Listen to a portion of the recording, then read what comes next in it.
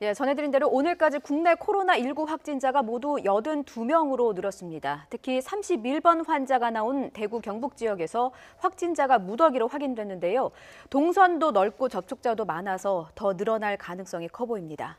그리고 이럴 틈타 이 시민 불안을 조장하는 가짜 뉴스도 판을 치고 있어서 검경이 엄정한 대응을 경고하고 나섰습니다.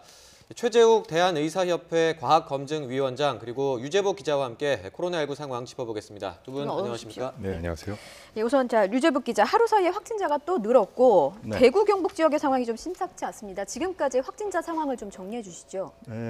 지금 발표되는 곳도 많고 예. 또 시간대별로 뭐 굉장히 소문도 많아서 이 확진자나 상황도 정리하기가 쉽지 않은데요. 예. 가장 좋은 것은 그 질병관리본부에서 공식적으로 발표하는 그 자료를 인용하는 것이 가장 좋을 것 같습니다. 예. 제가 지금 말씀드리는 것은 오늘 오전 10시에 발표한 그 자료를 기준으로 말씀드리겠습니다. 예. 오늘 오전 10시 기준으로 환자 31명이 추가로 나왔고요. 이에 따라서 확진 환자는 82명입니다. 예. 그리고 대구 경북은 지난 18일에 31번째 환자가 생긴 뒤에 어제 18명, 오늘 30명, 그래서 모두 49명 발생했고요. 예. 이 가운데 39명이 대구, 10명은 경북에서 나왔습니다.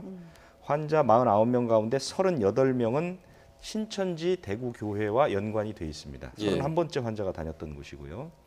2명은 경북 청도의 대남병원 폐쇄병동의 입원 환자인데 이곳은 31번째 환자가 이달 초에 방문했던 적이 있는 곳이 청도입니다. 예. 그 연관성은 조사 중입니다. 예. 그 지금 코로나19 현황을 유재복 기자가 정리를 했는데 네네. 지금 이제 결과를 기다리고 있는 사람도 있기 때문에 네네. 앞으로 이 숫자가 더 늘어날 가능성도 여전히 뭐 낮다고 볼 수는 없는 거죠. 네, 맞습니다. 뭐 검사 결과에 따라서 이제 추가 신규 확진자도 늘어날 것이고요. 예. 또 이미 여러 차례 많은 그 지적들이 있었습니다만 지금 이제 대구에서 이제 환자가 찾아진 거고요. 대구 이외의 다른 지역에서도 이런 방식으로 이제 검사를 확대하게 되면 예. 어떠한 형식으로 이 환자가 더 많이 늘어날지에 대한 부분은 조사해봐야 합니다. 예. 예. 지금 31번 환자 말입니다. 슈퍼 전파자로 의심이 됐었는데 중대본의 발표를 보면 31번 환자가 2차 감염자일 가능성도 있다라고 발표를 했거든요. 이거는 어떤 배경에서 나온 발언입니까? 네, 그 초기에 이제 그분을 중심으로 해서 접촉자를 확인하는 과정에서 예. 추가로 확진된 환자분들하고 역학 조사를 해보니까 다른 분들도 증상 발현 시점이 31번 환자분하고 비슷한 이제 시점이어서 이분이 최초가 아닐 수도 있겠다. 다른 분이 먼저 최초일 수도 있고 그래서 2차 감염일 수도 있겠다. 이런 가능성을 놓고 지금 여러 가지 다학적으로 역학 조사 결과를 지금 진행 중입니다. 그 부분을 제가 예. 조금 더 추가해서 말씀드리면 예. 지금 31번째 환자의 발병일을 2월 7일로 보고 있는데요. 예.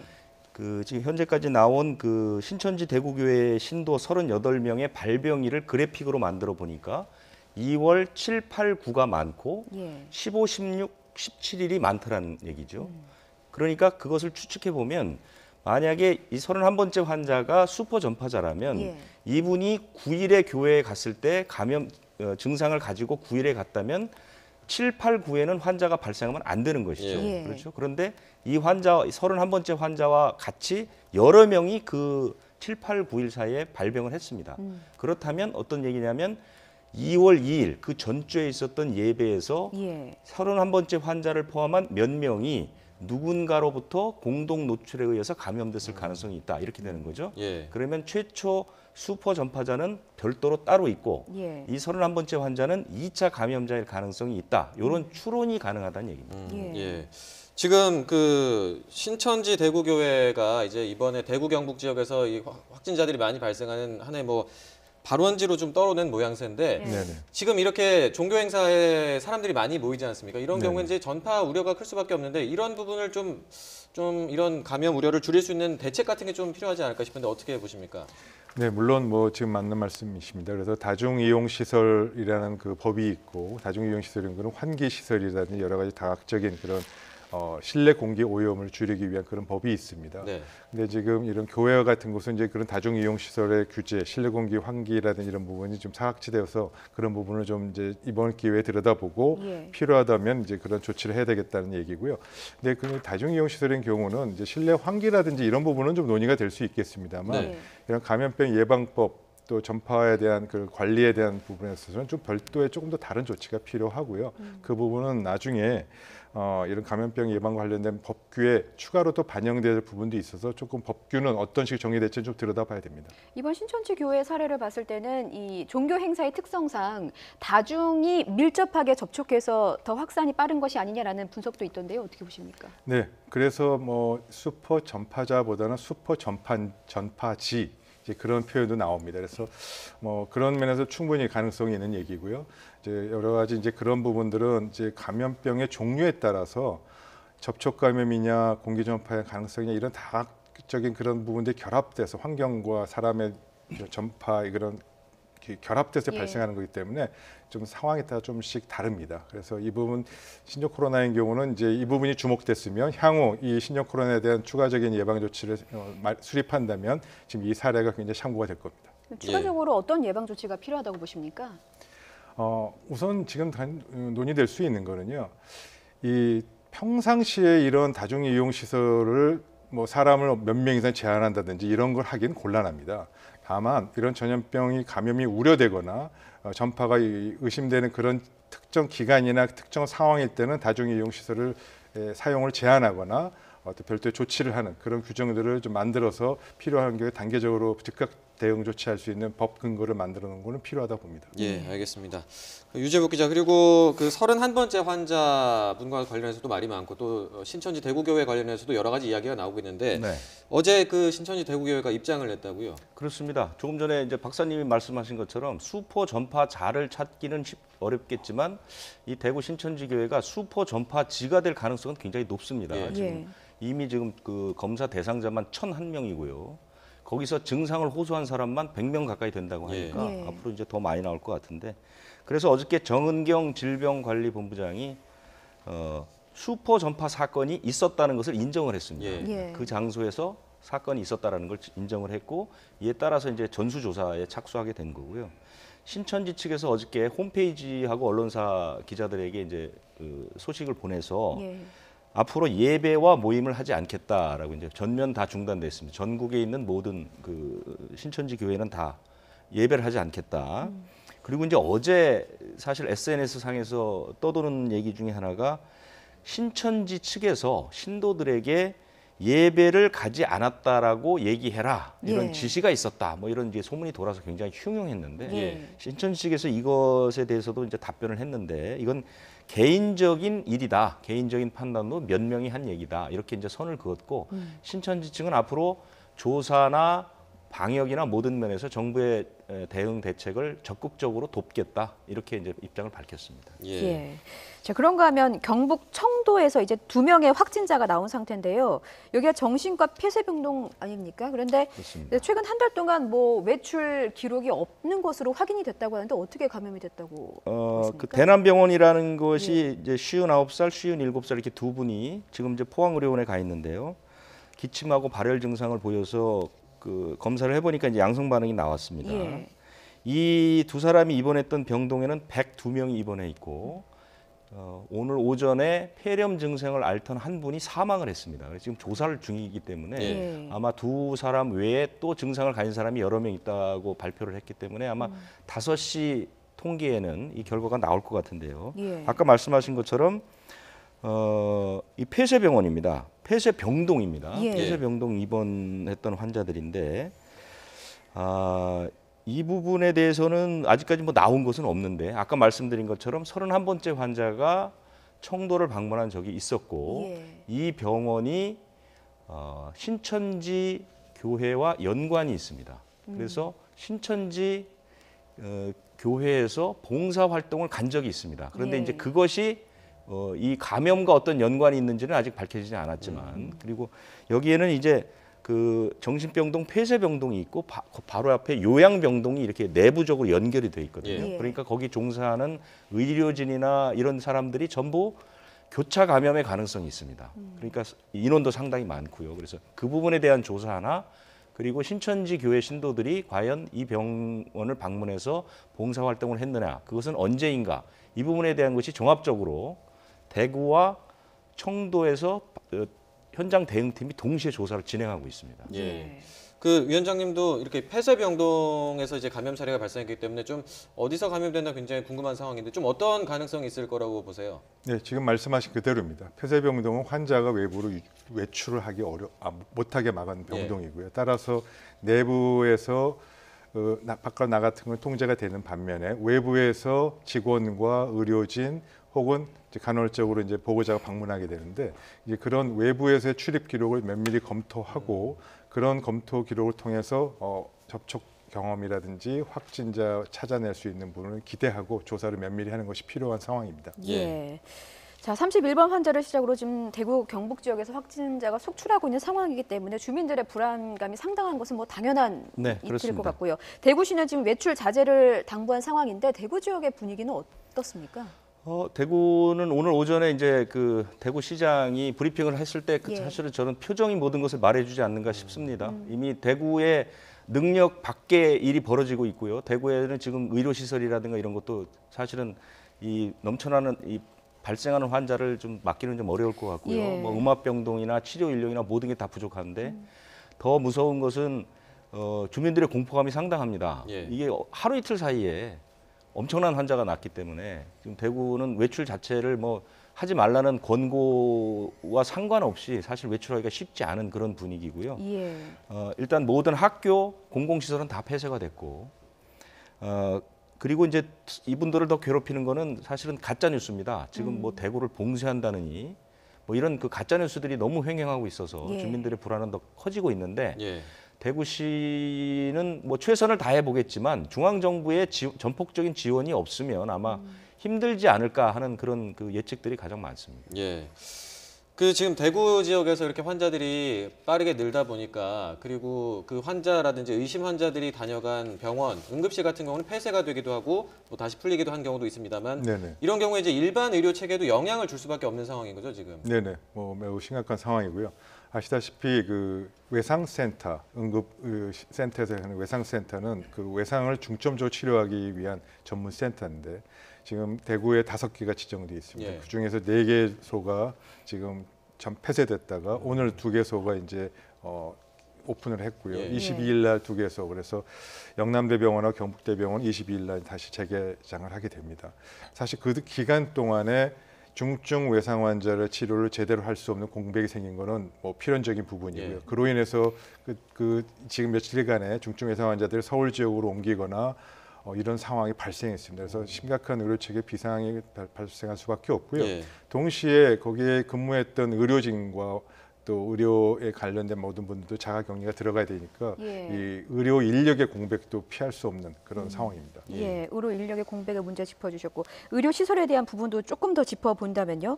전국의 음압병상이 지금 뭐 1,027개로 알려져 있는데 대구에는 54개밖에 되지 않는다고 합니다. 이게 네. 앞으로 추가 환자가 계속해서 나온다고 한다면 결국에는 수용의 한계를 넘어서는 것이 아닌가. 인력 부족 문제 그리고 병실의 문제 이런 것을 어떻게 해결해야 되는가라는 오늘 의문이 그 생깁니다. 대구시에서 일부 발표를 했죠. 예. 대구 의료원 예. 본관 뒤쪽에 라파엘 병동이라는데 이 병동 하나를 전부 비워버립니다. 기존에 거기 입원했던 환자들이나 환자들을 다 이제 다른 곳으로 옮기고 이 바이러스 코로나19 환자만을 위한 병동으로 만들게 되는 거죠. 그리고 그러면 한 80여 개 병동이 또 확보가 된다고 하니까요. 예. 그리고 그 포터블 음압병실 병동을 만들 수 있다고 합니다. 예. 그것도 이제 뭐 만들고 있고. 근데 이제 이것도 역시 한계에 도달할 가능성이 있기 때문에 나아가서 대구 의료원 전체를 다 비워버리고 전용 병원으로 만드는 그런 방안이 이제 오늘 발표가 됐고요. 예. 그런데 그래도 음압병실로 다 활용하기는 불가능하기 때문에 대구시에서 오늘 그 중앙정부에 제안한 것은 중증 환자는 음압병동에 입원을 시키고 예. 경증 환자는 일반 병실에 입원하는 방향으로 정책을 좀 바꿔달라고 했는데 예. 이것이 어떤 장단점이 있는지는 예. 아무래도 박사님께서 해주시는 게 좀 좋을 것 같아요. 예, 예. 위원장님 네, 그 음압 격리 시설이라고 합니다. 예. 예, 그거는 이제 하나는 말 그대로 음압은 이 안에 이 방안을 네거티브 프레셔, 음압으로 해서 바깥에 공기를 거꾸로 들여서 이 안에 공기가 바깥으로 못 나가게 하는 네. 거죠. 예. 그다음에 격리는 뭐 흔히 1인실을 생각하시면 됩니다. 근데 음압이 갖는 의미는 병원 전체에 그 이 감염성 좀 음악 시설이 있는 경우는 혹시 그게 공기가 나가서 다른 병동의 다른 일반 환자를 감염시킬 우려가 있기 때문에 음악 격리 시설을 만드는 건데요. 예를 들어서 아까 뭐 조치처럼 아예 그 병동 전체를 다 감염병 전문 병동 격리 시설을 쓰겠다. 그럼 사실 음악 시설 자체는 필요하지 않을 수도 있습니다. 그래서 그런 점을 감안해서 필요하다면 음악 격리 시설을 다 쓰지만 필요하다면 그것이 불가능할 경우는 병동 전체를 활용해서 다 격리 시설로 쓰는 방안도 있을 수 있고요. 물론 그렇게 하는 경우 또 그 안에 교차 감염도 환자끼리 생길 수 있는 가능성이 있어 물론 효과는 떨어집니다만 차선책으로 그런 방안 여러 가지 포터블도 있습니다. 과거 메르스 사태 때도 그런 것도 다 활용해 본 경험이 있어서 이런 과거의 경험과 또 응급 상황에서 활용할 수 있는 그 대안들을 여러 가지 검토해서 지금 계획대로 시행할 방안을 준비 중에 있습니다. 예, 위원장님 그리고 앞서 그 유지부 기자가 언급했던 그 경증 환자 같은 경우에는 나중에 이제 만약에 음압 병실 병상이 모자랄 경우에 경증 환자를 일반 병실에서 이렇게 수용할 경우에 그런 경우에는 좀 어떤 부분을 더 주의를 해야 될까요? 우선 주의라기보다요. 우선 시급한 거는 오죽하면 그런 상황이 있겠습니까? 그래서 당연히 필요한 조치고요. 그러한 경우에 이제 경증 환자분들에게 충분히 양해를 구하고 또 그로 인한 진료의 혼선과 공백이 생기지 않도록 병원에서 다양한 각도로 좀 이제 이야기를 진료 체계를 다시 개편해야 되는데 그런 부분에 사실 좀 혼선이 있고 쉽지 않은 부분입니다. 응급 상황인 만큼 사전에 그런 데에 대한 플랜을 세우고 비상조치 계획을 가동시키고 지금 준비하는 것이 좋겠습니다. 정부가 지금 지역사회 전파는 인정을 하면서도 위기 대응 수준은 경계 단계로 유지해야 돼 심각 수준에 준하는 상태로 대응하겠다 이렇게 밝혔거든요. 그런데 경계 단계와 심각 단계가 어떤 차이가 있고 왜 심각 단계로 아직 격상하지 않았는지 이런 의문이 듭니다.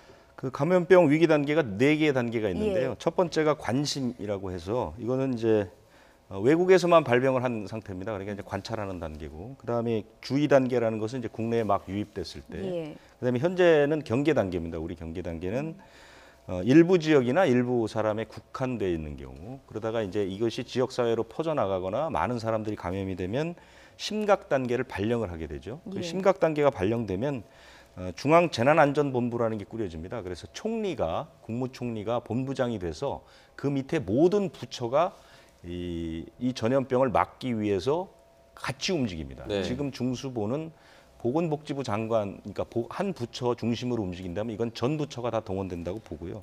각각 해야 하는 일들도 나뉘어져 있는데 중요한 것은 지도명령권이 발동되기 때문에 의사나 역학조사관 이런 사람들을 동원할 수 있습니다. 불러올 수가 있는 거죠. 그다음에 격리병상이나 이런 것들을 강제로 확보할 수가 있습니다.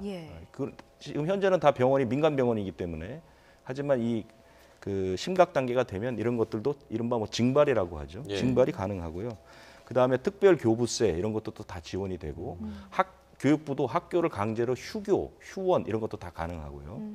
그다음에 항공기, 열차 이런 그러니까 줄여서 운행하는 조정 운항 이런 것도 전부 가능해지는 거니까 사실은 온 정부의 모든 기구가 이 전염병을 막기 위해서 총동원되는 것으로 보는데 정부의 대응 방안과 관련해서 심각 단계 관련해서 오늘 실제로 그 정부 쪽에서 한 말을 제가 몇 가지 소개를 해드리면 이해하기가 쉬우실 텐데요.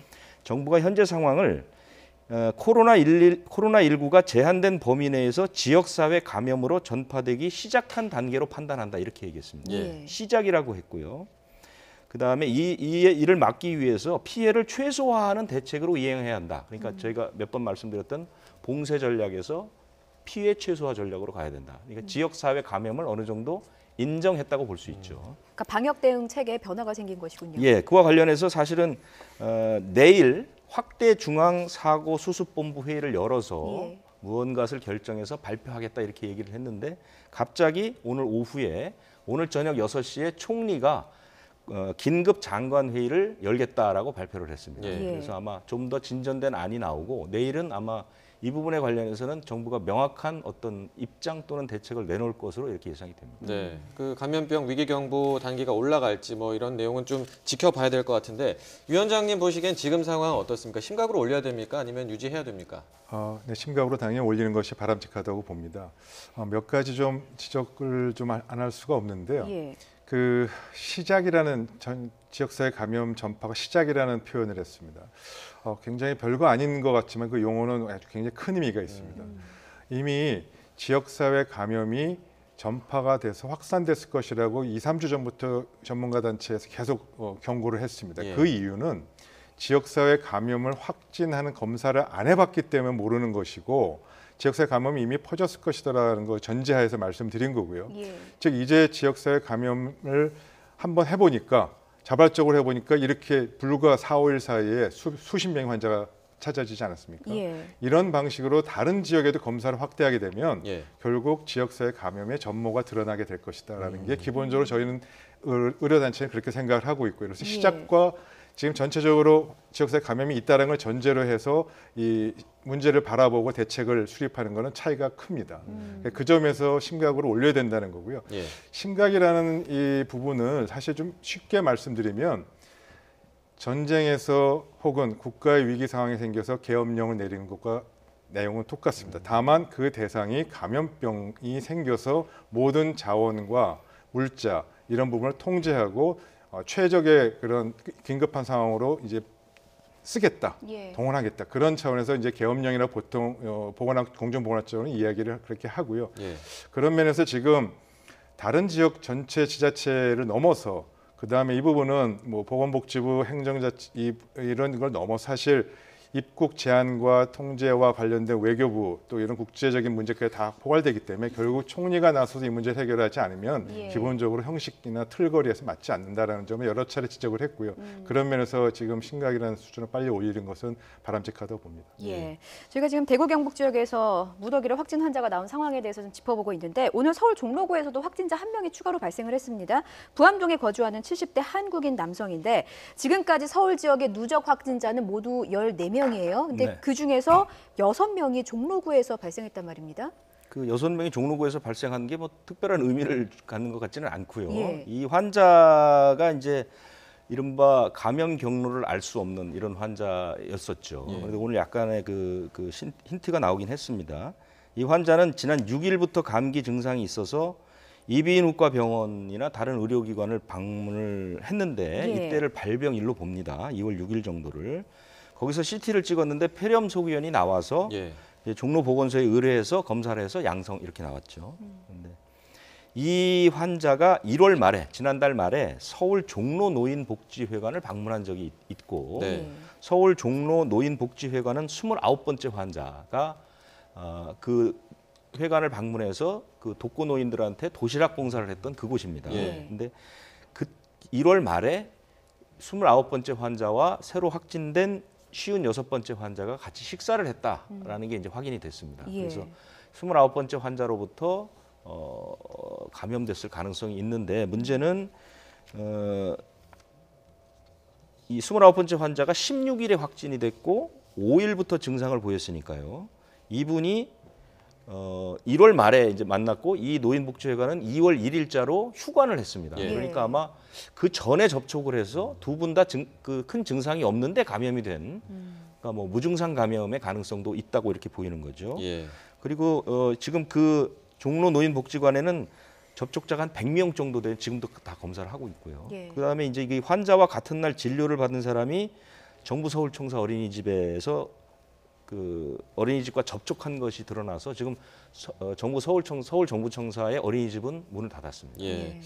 그 이제 뭐 추가로 동선이 나오거나 이러면 또 관련 조치들이 취해질 것 같고요. 그리고 어제 발표된 이 환자 중에 좀 눈에 띄는 환자가 있었는데 11살 초등학생 어린인데 이 환자 같은 경우는 그 음성 판정을 3번을 받았다가 이제 네네. 자가격리가 해제되기 직전에 양성 판정을 받았잖아요. 이런 네네. 경우는 그러니까 음성으로 나온다고 하더라도 그리고 2-3번 나온다고 하더라도 마냥 안심할 수는 없다 이렇게 볼 수 있을까요? 네, 물론 맞는 말씀입니다.